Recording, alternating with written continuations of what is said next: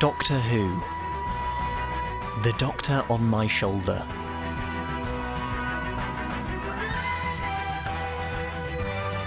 Written by Daniel Roth. Read by Miles Tarrant.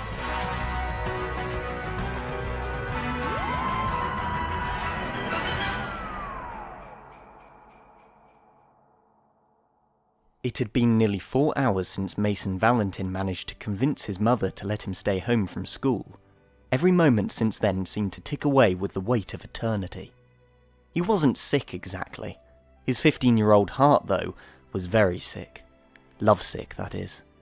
Staring out the bay window, his thoughts wandered to Anna Comparetto, the American girl who had only just transferred that year. Since the first day Anna arrived, Mason drank in every detail about her. The streaks of purple that shot through her otherwise long brown hair, her unfettered laughter that rang above everyone else's, the incredulous way she would say, "What?" at even the least astounding of revelations. While she longed for something called Swiss Miss, he longed only for her. She lived just across the way, and, gazing towards her house, he ran through all the countless times he'd nearly spoken to her, but never quite could.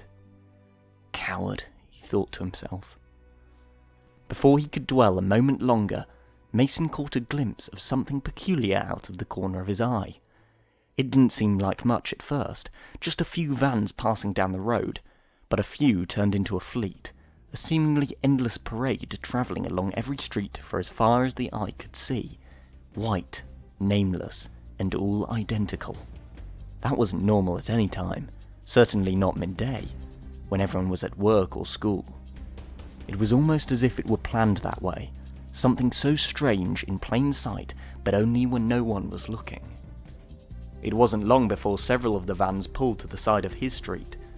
The drivers all filed out simultaneously with a synchronicity that was almost eerie.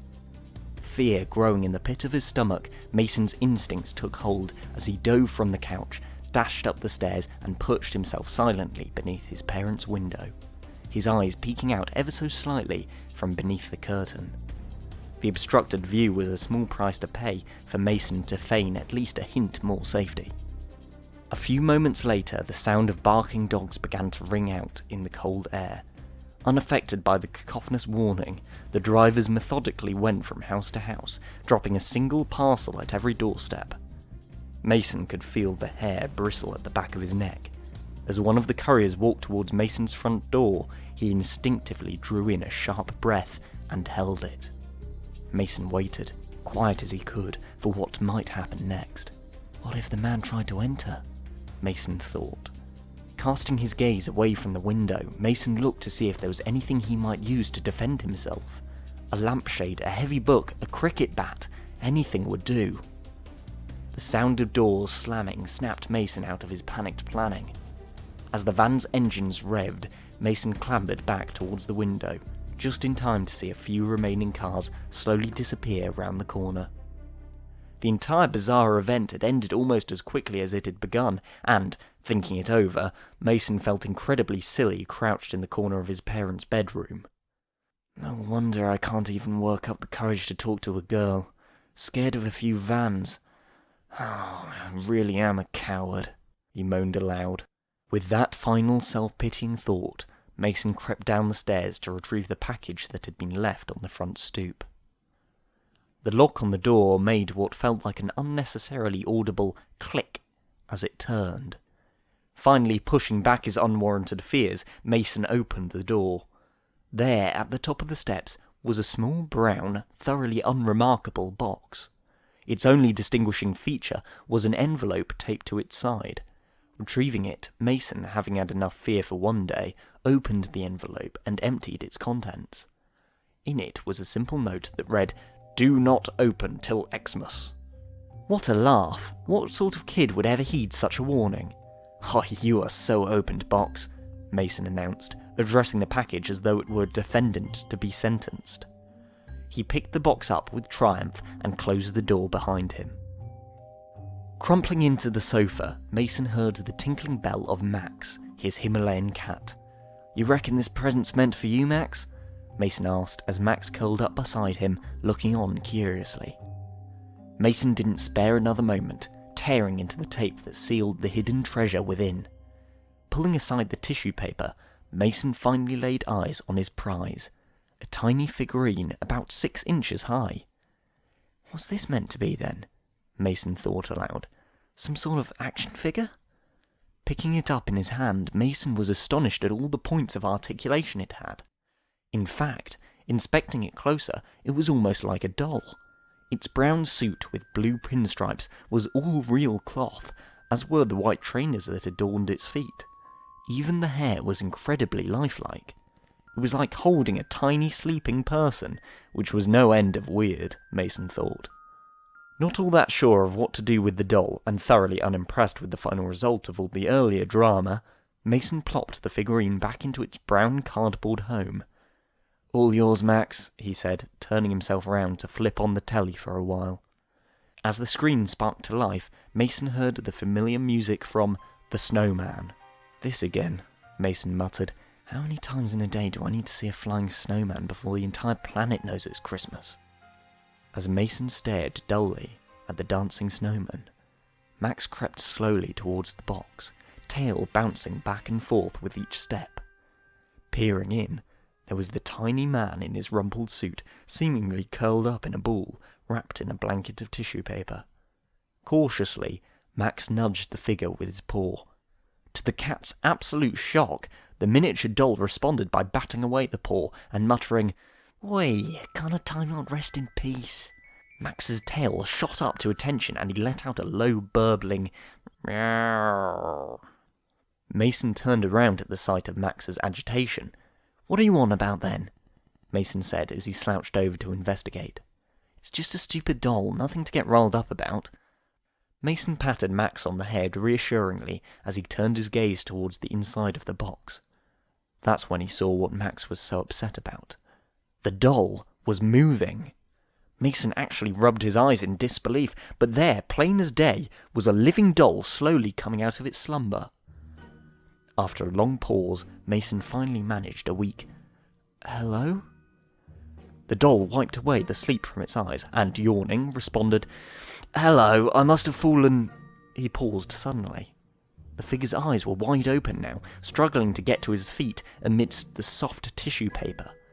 The doll pulled out a pair of glasses from his coat pocket and squinted at Mason. "Oh dear," he said. "I don't suppose there's any chance I'm dreaming, is there? Or alternatively, woken up on a planet of giants?" Mason stared blankly for a moment, not quite sure of what to say. "Who are you?" was the only response he was able to muster. "Right," the doll retorted. "Not actually an answer to the question, but never mind.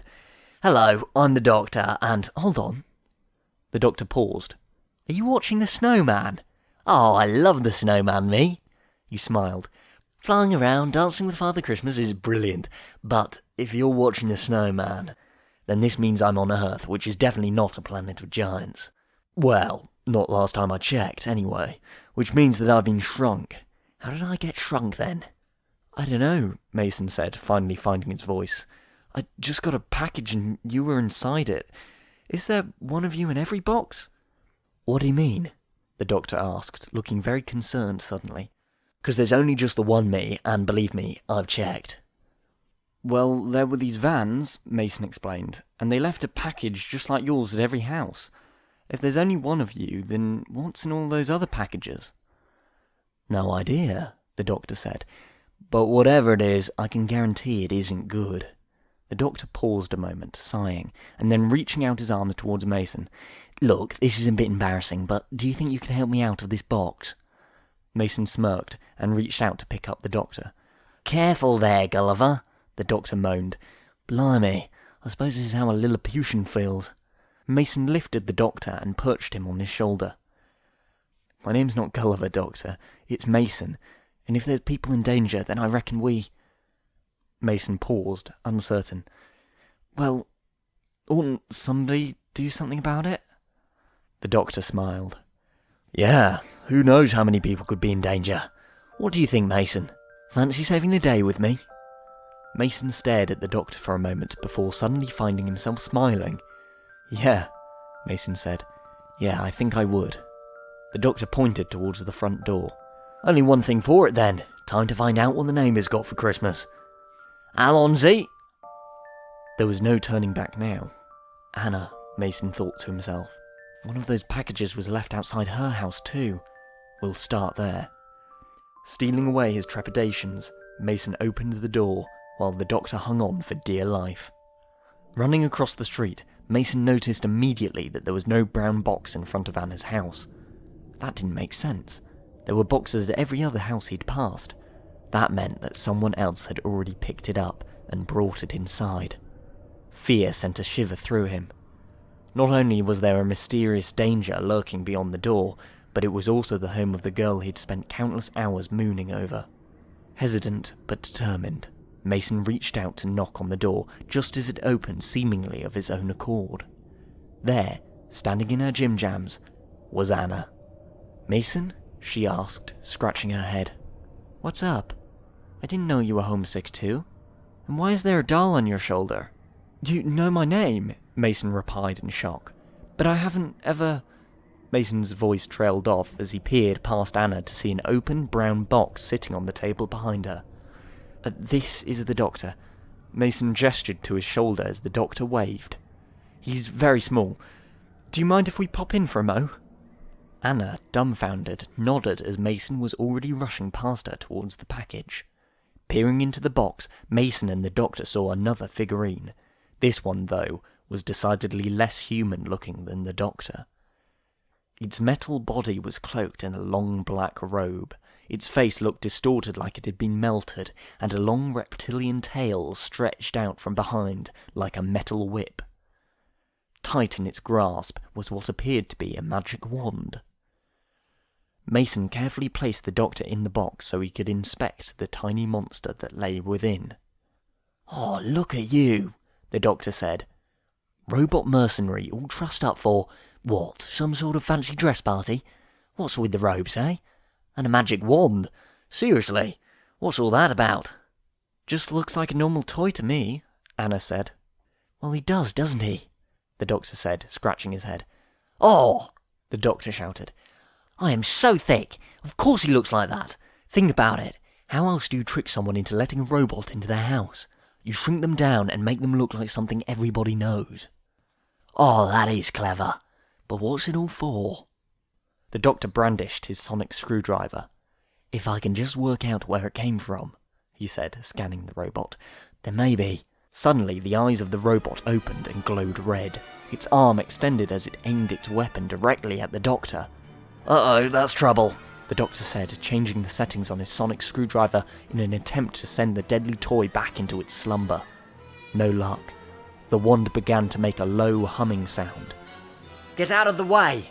the doctor exclaimed as he ducked and rolled to get out of the way. A sliver of electrical energy bolted out of the robot's weapon with a loud zap. With only seconds to react before another round went off, the doctor swapped settings again. Come on, he ground to himself, tinkering with the sonic screwdriver, looking up just in time to see the robot looming over him, ready to attack again. "Aha!" the doctor shouted as he leapt to his feet and jammed the sonic screwdriver into the monster's face. The blue, ghostly glow of the sonic screwdriver lit up against the robot's cheek, sending it into a fit of convulsive shock before it finally powered down. "That was close," the doctor said, breathing a sigh of relief. "Doctor," Mason murmured, sounding as though he'd just seen a ghost. "It's all right now, Mason. The mechanism must have reacted when it detected my alien technology." "No, Doctor," Mason said again, more forcefully this time. "It's Anna. She's vanished." The doctor finally spun around to see Mason standing on his own. "What?" the doctor exclaimed. "That thing," Mason began. "It shot her and then she was just... gone." Mason and the doctor stood in shocked silence for a moment. "Doctor," Mason croaked, a lump forming in his throat. "Is Anna... did that thing just..." Mason couldn't even complete the sentence. The doctor pulled the magic wand out of the robot's lifeless hands and examined it. "I don't think so," he began. "This kind of technology isn't made for destroying things.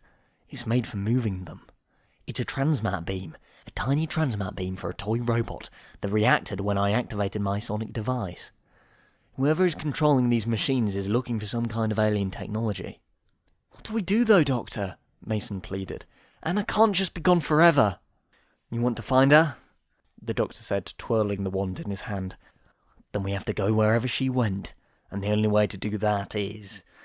The Doctor pointed the wand at Mason. How do you know that won't just land us straight into danger, or out into the vacuum of space or something? Mason said, concerned. I've watched enough telly to know that zapping yourself with the alien ray gun is a very bad idea. Bad idea? Oh, but those are my favourite kind. The Doctor grinned. Come on, Mason. Nobody ever said saving the world would be as easy as popping round the neighbours for a cuppa, did they? Mason nodded and braced himself. Off you go, then, the Doctor said, zapping Mason. Then, with the moment to himself, the Doctor breathed a heavy sigh. Ah, humans, he said before firing off a shot at himself. The wand he'd been holding dropped to the ground, and the Doctor was gone. Mason hit the ground with a thud.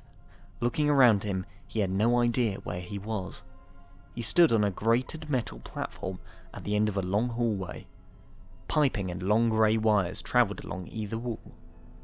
The air was acrid, and Mason could see steam circling beneath the dim, crackling lights. Before Mason could take another step, he heard the buzz of an electrical current. Spinning around, Mason saw the Doctor, his tiny legs slipping through the cracks in the grated floor. "A little help here, Mason," the Doctor groaned. Mason obliged, picking the Doctor up and placing him back on his shoulder. "Now what?" Mason asked. "Judging by the electrical infrastructure," the Doctor said, "this could be... well, it could be anybody, really. We could be anywhere. No distinctive markers or symbols.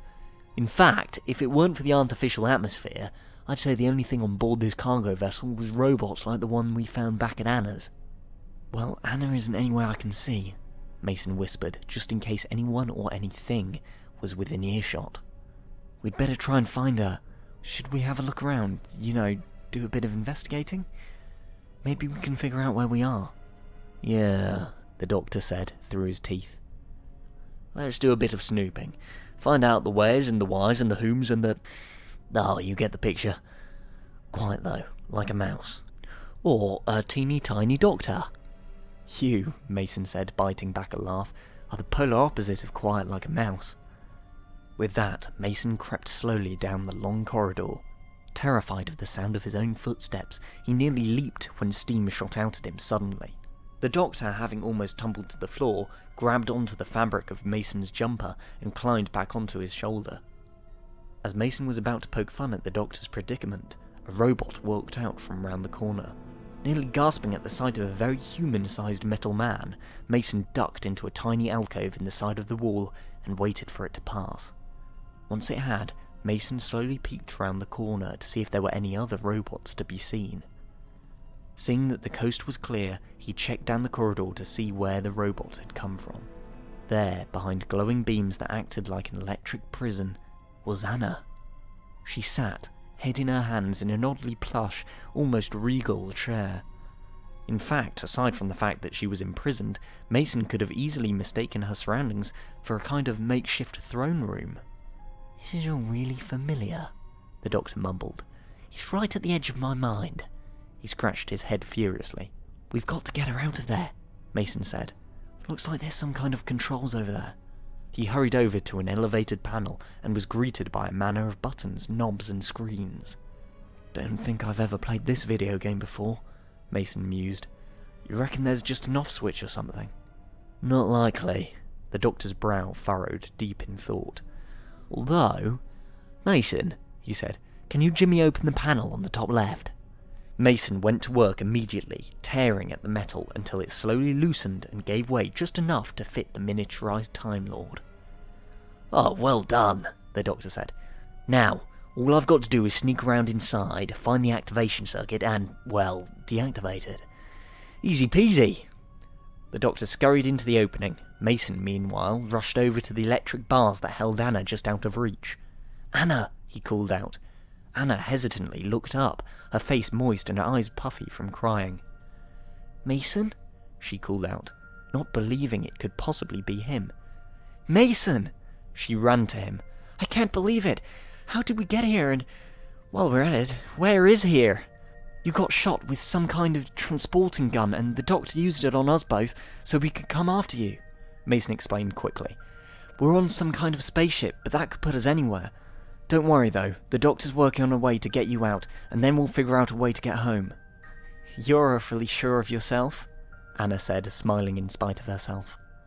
"You'd be amazed how much confidence a doctor on your shoulder can bring you," Mason replied, when suddenly the energy bars powered down. In an instant, Anna embraced Mason.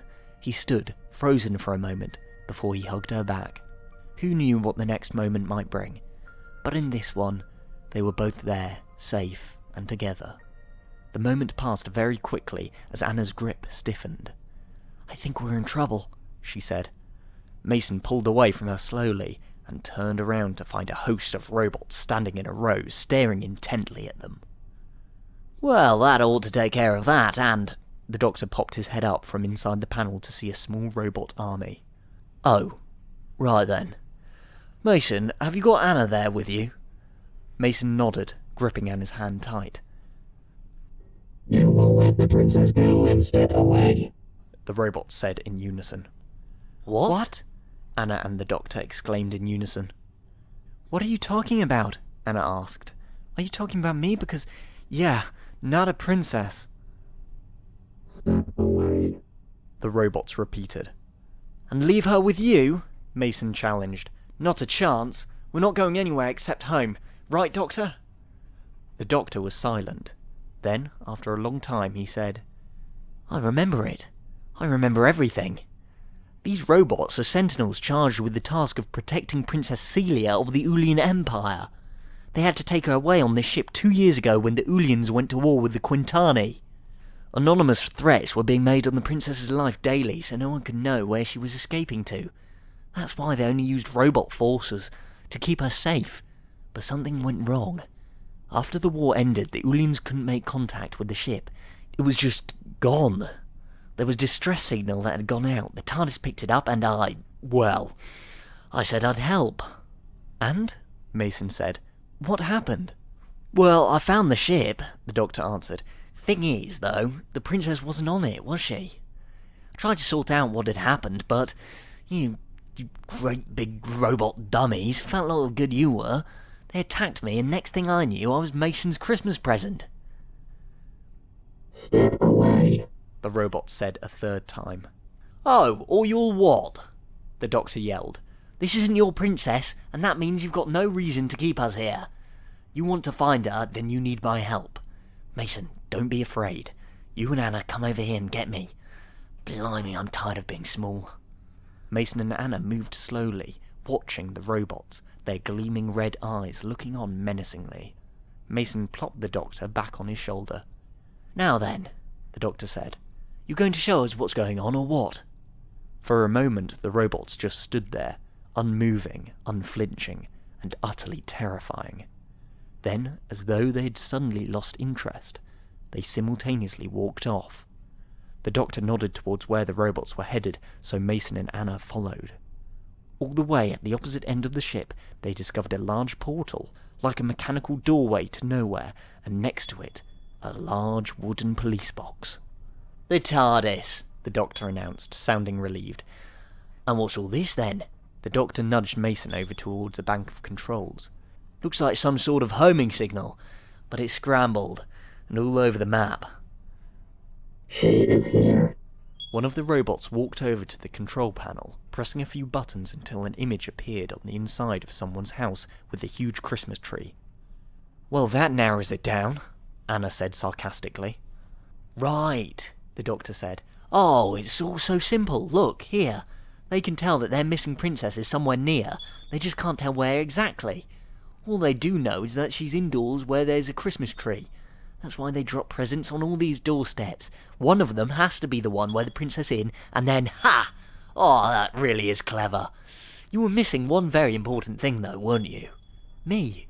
Well, my handy-dandy sonic device, anyway. Perfect for tracking down wayward royalty. Still, if it's all the same to you, I'd sort of like to be proper-sized again." One of the robots reached out and plucked the Doctor from Mason's shoulder, placing him in front of the looming metal door before activating something at the control panel. A blue light formed around the Doctor as he slowly grew back to his usual stature. "Hope you aren't going to get back on my shoulder, Doctor," Mason said, laughing. "Nah," the Doctor said. "Tell you what, though, why don't we have a pop round here?" The Doctor retrieved a key from his pocket and, inserting it in its home in the front of the TARDIS, turned it and opened the door. Mason and Anna stared, trying not to get a case of vertigo as they gaped at what was before them. There was a whole other world inside the blue box, bigger even than the ship they were already in. "Come on if you're coming," the Doctor said. "Oh, and before you can say it, yes, it's big on the inside. Yes, I'm an alien, and yeah, I'm pretty amazing. That about cover it?" Mason and Anna just nodded. What else could they do? It wasn't exactly the usual day home from school. They boarded the TARDIS, and the Doctor, with a manic grin, began poking away at the console in front of him. Pressing this, turning that, banging on something, and just being sort of a madman. Suddenly, the column in the centre of everything began to churn, and the whole place felt as though it was humming to life. As quickly as it had started, all the noise and craziness stopped. The Doctor was already off and running out the door before Mason or Anna could ask for an explanation. Dashing after him, Mason and Anna burst through the doors of the TARDIS to discover they were back on Earth. Not only that, they were back on their street. "But that's impossible," Anna said. "Yeah, and alien spacecrafts and robot men are just what? Typical? Come on!" Mason grabbed Anna's hand and they both chased after the Doctor. Not far ahead, the Doctor was scanning each and every house. Come on, he growled. "You're so close, where are you?" The Doctor spun to and fro with his electrical device and its tiny dish until he heard a beeping sound. "Ha! Gotcha!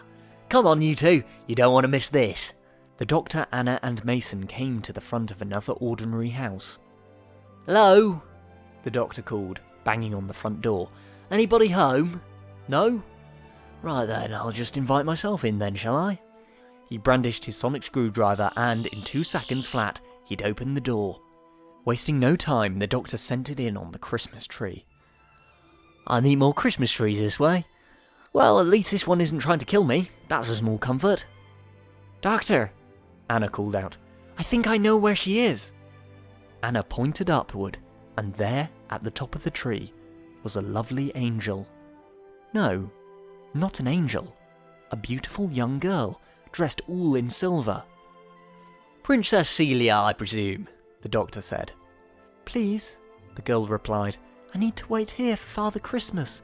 I've been so lonely. All I could do is search for a way home, and when we were passing through this system, I plugged into Earth's internet and discovered all these stories about Christmas and people getting what they want. I got to thinking if I could just wait right here, I could ask Father Christmas to take me back home again." "Well," the Doctor said, reaching up to Celia, "it must be your lucky day, because that's me. Well, sort of anyway."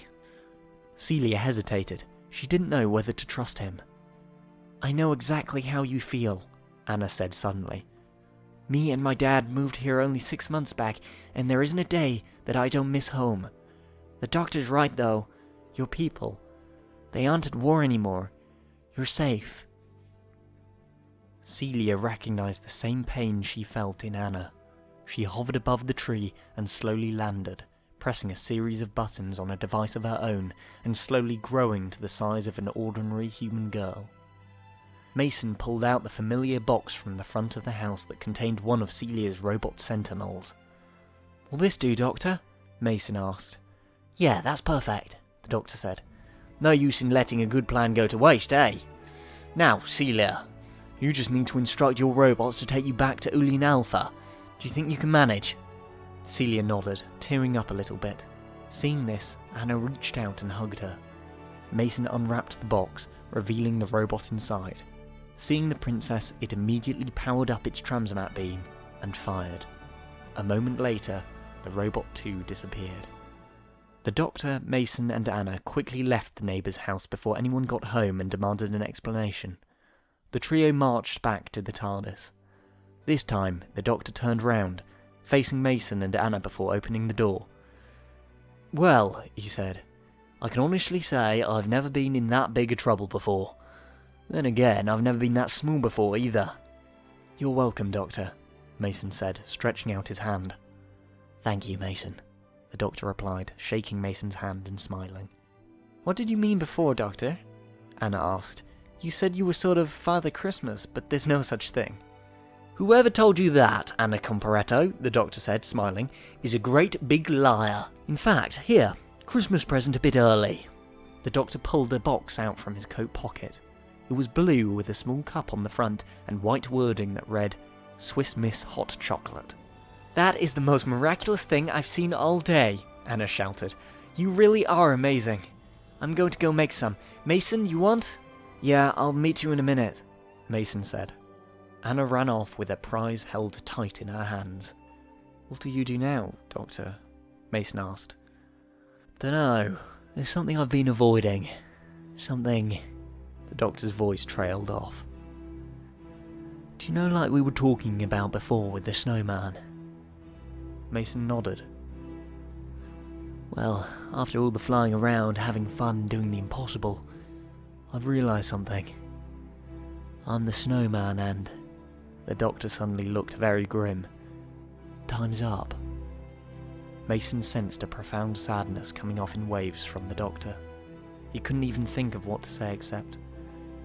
Merry Christmas, Doctor. Merry Christmas, Mason, the Doctor replied, smiling weakly. With that, he closed the door to the TARDIS, leaving Mason behind. He stood in wonder as he heard a sound that he could only imagine must have been what the whole of creation coming into being must have sounded like. Then, just like that, the Doctor and his wonderful machine were gone, and Mason stood, alone, in the melting snow.